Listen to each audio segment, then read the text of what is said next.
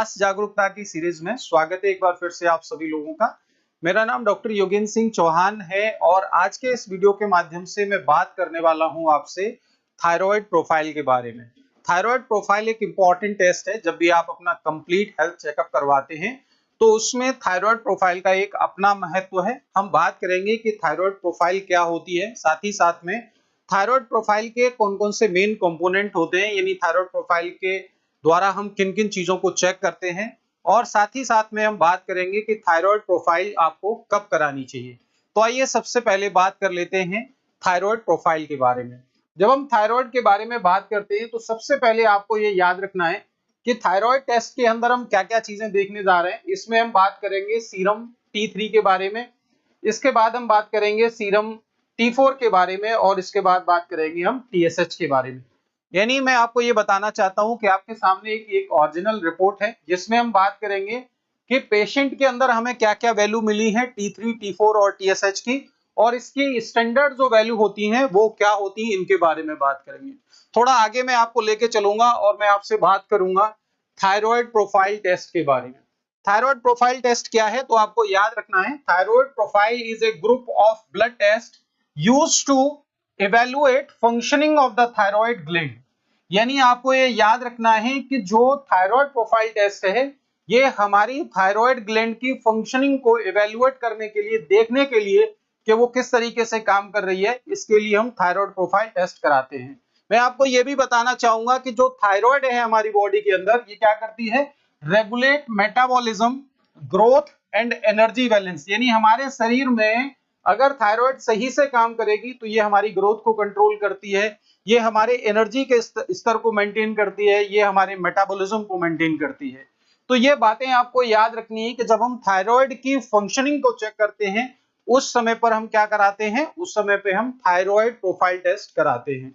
बात करेंगे thyroid profile के बारे में। थायराइड ग्लैंड प्रोड्यूस हार्मोन, आपको ये याद रखना है कि जो हमारी थायराइड ग्लैंड है ये हार्मोन प्रोड्यूस करती है। कौन कौन से, T3 यानी जिसे हम बोलते हैं ट्राई आइडोथायरोनिन, और T4 जिसे आप थायरोक्सिन कहते हैं, एंड रेगुलेटेड बाय TSH। यानी कहने का मतलब आपकी थायराइड ग्लैंड से दो हार्मोन रिलीज होते हैं, एक T3 और एक T4। ये T3 और T4 जो हार्मोन थायराइड से रिलीज होते हैं ये रेगुलेट किए जाते हैं पिट्यूटरी के द्वारा। एक हार्मोन रिलीज होता है जिसका नाम है TSH। TSH यानी थायराइड स्टिमुलेटिंग हार्मोन, ये आपका पिट्यूटरी से रिलीज होता है। ध्यान रखेंगे, पिट्यूटरी आपकी जो होती है वो मास्टर ग्लैंड होती है। यानी आप ऐसे सोचेंगे कि जो मास्टर ग्लैंड पिट्यूटरी है ये क्या करती है, ये थायराइड को रेगुलेट करती है, और थायराइड से दो हार्मोन निकलते हैं T3 और T4। जो T3 हार्मोन है, ध्यान रखेंगे, ये आपका एक्टिव फॉर्म में माना जाता है। आप ऐसे करके इस बात को याद रखेंगे कि जो थायराइड ग्रंथि है गर्दन के सामने स्थित होती है, आप जानते हैं ये थायराइड है, और पिट्यूटरी आपके ब्रेन में लोकेटेड है। पिट्यूटरी के थ्रू थायराइड को रेगुलेट किया जाता है, और थायराइड से जो दो हार्मोन निकाले जाते हैं T3 और T4 वो हमारे शरीर में मेटाबॉलिज्म को, एनर्जी के स्तर को, ग्रोथ को, इन सबको मेंटेन करते हैं। थोड़ा आगे बात करेंगे और जानेंगे कि आपको थायराइड प्रोफाइल कब करानी चाहिए। यानी अगर आप थायराइड को टेस्ट कराने की सोच रहे हैं तो किन कंडीशनों में आपको कराना चाहिए।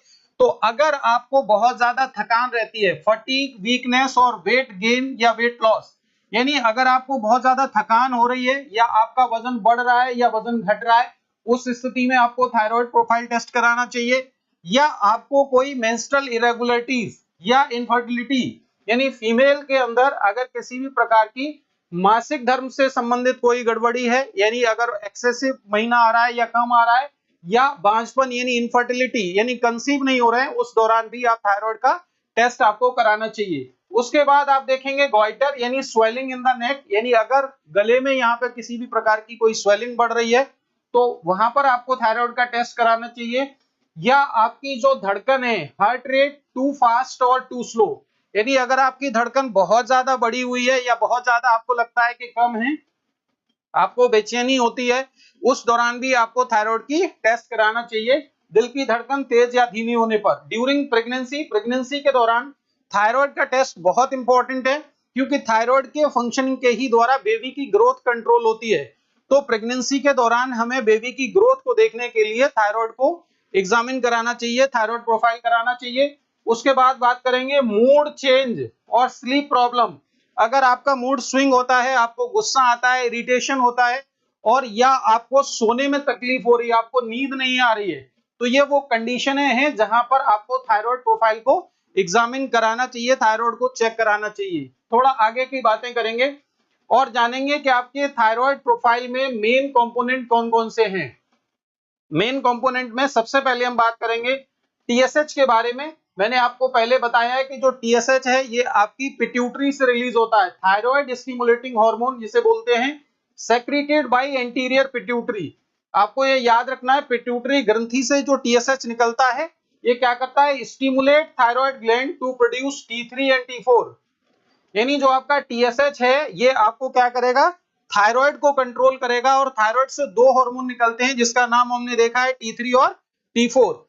बात करते हैं इसकी नॉर्मल रेंज के बारे में। जो टीएसएच की जो नॉर्मल रेंज है ये 0.4 से लेकर के 4, ध्यान रखेंगे 0.4 से लेकर 4 मिलीलीटर पर यूनिट पर लीटर होता है। ध्यान रखना, हालांकि ये जो वैल्यू है ये लैब टू लैब बदल सकती है, यानी अलग अलग लैबों के अलग अलग पैरामीटर्स हो सकते हैं, या जिन्होंने जो मेथड यूज किया है इसे डिटेक्ट करने के लिए वो मेथड आपका डिफरेंट हो सकता है। यानी टीएसएच में आपने देखा है कि ये एंटीरियर पिट्यूटरी से निकलेगी, कंट्रोल करेगी आपकी थायराइड को। नेक्स्ट बात करते हैं और क्लिनिकल सिग्निफिकेंस अगर बात करेंगे कि टीएसएच का क्लिनिकल सिग्निफिकेंस क्या है, तो जब हमारे शरीर में टीएसएच बढ़ता है तो ये कंडीशन ध्यान रखेंगे, इस कंडीशन को बोलते हैं हाइपोथायरॉयडिज्म। टीएसएच के बेसिस पर देखेंगे थायराइड अंडर एक्टिव है सो पिट्यूटरी कंपनसेट करती है। यानी कहने का मतलब क्या है, अगर थायराइड सही से काम नहीं कर रही है तो उस दौरान पिट्यूटरी उसके फंक्शन को ओवरकम करने के लिए अपने सेक्रीशंस को बढ़ाती है। इसका मतलब जब थायराइड कम काम करेगी तो टीएसएच आपको बढ़ा हुआ मिलेगा और ये कंडीशन आपकी हाइपोथायरॉयडिज्म कहलाएगी। लेकिन अगर टीएसएच घटा हुआ है तो क्या होगा, हाइपरथायरॉयडिज्म कहलाएगा। ध्यान रखेंगे, हाइपरथायरॉयडिज्म का मतलब क्या है, जब थायराइड ओवर एक्टिव होती है तो सप्रेस करने के लिए क्या होता है, यानी जब आपकी थायराइड ओवर एक्टिव होगी तो उस दौरान आपकी पिट्यूटरी सप्रेस हो जाती है। तो आपको ये याद रखना है सिंपली कि टीएसएच बढ़ा हुआ है हाइपोथायरॉयडिज्म है, टीएसएच घटा हुआ है हाइपरथायरॉयडिज्म है। नेक्स्ट कंपोनेंट के बारे में बात करते हैं। नेक्स्ट कंपोनेंट है आपका T4 जिसे आप थायरोक्सिन कहते हैं। मेजर हार्मोन है सेक्रेटेड बाय थायराइड, यानी थायराइड से 80% जो सेक्रीशंस होते हैं थायराइड से दो हार्मोन T3 और T4, जिसमें से मेजर जो हिस्सा है वो आपका T4 के द्वारा बनाया जाता है। ये आपको याद रखना है। मोस्टली प्रोटीन बाउंड रहता है, यानी ज्यादा मात्रा में तो सेक्रीट हो रहा है लेकिन कैसा है, इनएक्टिव है, प्रोटीन से बंधा हुआ है। Only A small fraction is free, यानी केवल छोटा सा एक हिस्सा ही फ्री होता है T4 का जो एक्टिव फॉर्म में रहता है। यानी थायराइड से दो हार्मोन निकले T3 और T4, जो T4 हार्मोन है ज्यादा मात्रा में निकलेगा लेकिन कैसा होगा, ये इनएक्टिव फॉर्म में होगा, कम काम करेगा।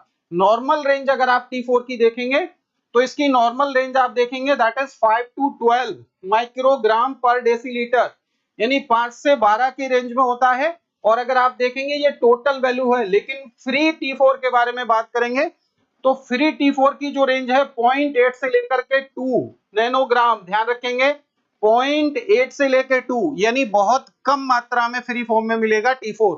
नेक्स्ट कंपोनेंट के बारे में बात करते हैं या क्लिनिकल सिग्निफिकेंस। अब T4 का क्लिनिकल सिग्निफिकेंस हम देख लेते हैं कि T4 अगर बढ़ा हुआ है तो ये आपको हाइपरथायरॉयडिज्म की कंडीशन है, ध्यान रखेंगे।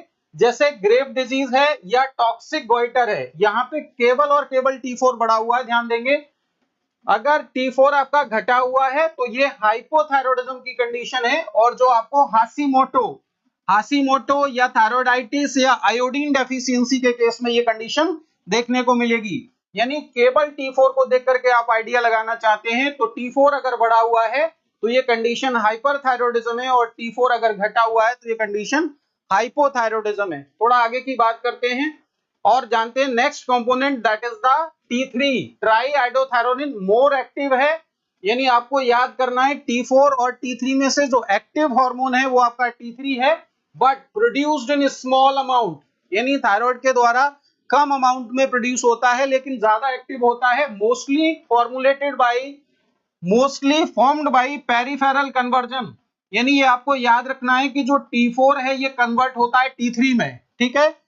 T4 कन्वर्ट होता है T3 में। नॉर्मल रेंज अगर आप देखेंगे तो टोटल जो T3 है इसकी 80 से लेकर के 200 नैनोग्राम पर डेसीलीटर है, और फ्री T3 के बारे में बात करेंगे तो 2.3 से लेकर के 4.2 पिकोग्राम पर ml है। यानी T3 और T4 दोनों के बारे में आपने बात की। नेक्स्ट बात करते हैं क्लिनिकल सिग्निफिकेंस के बारे में। अगर आपका यूजफुल इन डायग्नोसिस T3 अगर बढ़ा हुआ है तो ये टॉक्सिकोसिस को रिप्रेजेंट करता है, अर्ली हाइपरथायरॉयडिज्म, ध्यान रखेंगे। T3 बढ़ा हुआ है तो ये अर्ली हाइपरथायरॉयडिज्म को इंडिकेट कर रहा है, लेकिन with increase T3 but normal T4, ध्यान रखेंगे T3 और T4 में केवल T3 बढ़ा हुआ है और T4 नॉर्मल है, तो ये कंडीशन अर्ली हाइपरथायरॉयडिज्म की है। लेकिन नेक्स्ट देखेंगे T3 अगर घटा हुआ है तो ये आपको हाइपोथायरॉयडिज्म की तरफ इंडिकेट करता है। और इन नॉन थायरॉयडल इलनेस, कुछ बीमारियां ऐसी हैं जो थायराइड से रिलेटेड नहीं है, वहां पर भी क्या हो सकता है, T3 आपका घटा हुआ मिल सकता है। थोड़ा और आगे की बातें करेंगे और जानेंगे इंटरप्रिटेशन ऑफ टेस्ट, यानी जो आपने थायराइड का टेस्ट कराया है उसको कैसे इंटरप्रेट करेंगे। तो यहां पर मैंने जो चीजें मेंशन की हैं इसके आधार पर आप अपनी थायराइड की रिपोर्ट को इंटरप्रेट कर सकते हैं कि आपको क्या समस्या है। अगर आपका TSH बढ़ा हुआ है और T3 और T4 दोनों घटे हुए हैं, ध्यान रखेंगे, केवल TSH बढ़ा हुआ है तो यह कंडीशन कहलाती है प्राइमरी हाइपोथायरॉयडिज्म। TSH केवल बढ़ा हुआ है, T3 T4 दोनों नॉर्मल हैं तो कंडीशन कहलाएगी प्राइमरी हाइपोथायरॉयडिज्म। लेकिन अगर आपका TSH घटा हुआ है या नॉर्मल है लेकिन T3 और T4 दोनों घटे हुए हैं तो यह कंडीशन कहलाएगी सेकेंडरी हाइपोथायरॉयडिज्म। बात क्लियर हुई। नेक्स्ट देखेंगे, अगर आपका TSH घटा हुआ है लेकिन T4 और T3 ये दोनों बढ़े हुए हैं तो ये कंडीशन कहलाएगी हाइपरथायरॉयडिज्म। हाइपरथायरॉयडिज्म जैसे ग्रेव डिजीज है या टॉक्सिक गॉइटर की जो कंडीशन होती है, यहाँ पे TSH घटा हुआ है लेकिन आपका जो T3 और T4 है ये दोनों बढ़े हुए हैं। नेक्स्ट कंडीशन है सब क्लिनिकल हाइपोथायरॉयडिज्म। सब क्लिनिकल हाइपोथायरॉयडिज्म में TSH बढ़ा होगा लेकिन आपके T3 और T4 ये दोनों नॉर्मल होंगे, ये सब क्लिनिकल हाइपोथायरॉयडिज्म है। नेक्स्ट जो आपको याद रखना है that is the sub clinical hyperthyroidism. सब क्लिनिकल हाइपोथायरॉयडिज्म में क्या हो रखा है, इसमें TSH की वैल्यू देखो नॉर्मल से कम है यानी घटी हुई है, लेकिन जब आप बात करेंगे आपके T3 और T4 को तो ये दोनों आपके नॉर्मल हैं। तो सब क्लिनिकल हाइपोथायरॉयडिज्म में आपको केवल और केवल TSH को देखना है, TSH घटा हुआ है लेकिन T3 और T4 दोनों नॉर्मल हैं तो ये कंडीशन आपकी कहलाएगी सब क्लिनिकल हाइपोथायरॉयडिज्म। सब क्लिनिकल हाइपरथायरॉयडिज्म हो या हाइपोथायरॉयडिज्म हो, जनरली दोनों में आपको ट्रीटमेंट की आवश्यकता नहीं पड़ती है, लेकिन अगर आपके शरीर में किसी भी प्रकार के लक्षण हो रहे हैं, चाहे वो हाइपरथायरॉयडिज्म के हों चाहे वो हाइपोथायरॉयडिज्म के हों, तो दोनों केसों में आपको डॉक्टर से कंसल्ट करके इसको मैनेज करना चाहिए, क्योंकि जो सब क्लिनिकल है आगे चल के अगर आप इसे मैनेज नहीं किया, लाइफस्टाइल चेंज नहीं किए तो ये क्लिनिकल में कन्वर्ट हो सकता है। तो ये आपकी थायराइड प्रोफाइल को लेकर के सारी जानकारी मैंने दी है। थायराइड प्रोफाइल टेस्ट को लेकर के अगर आपका कोई डाउट है, अगर आपकी कोई क्वेरी है तो वीडियो में आप कमेंट कर सकते हैं। साथ ही साथ में थायराइड या अन्य किसी बीमारी के बारे में अगर आप कोई आयुर्वेदिक चिकित्सा के बारे में कंसल्ट करना चाहते हैं हमसे, तो इस दिए हुए नंबर पर आप हमसे संपर्क कर सकते हैं। साथ ही साथ में इस तरीके की वीडियो देखने के लिए आप हमारे चैनल को सब्सक्राइब कर सकते हैं। Thank you once again for watching this video.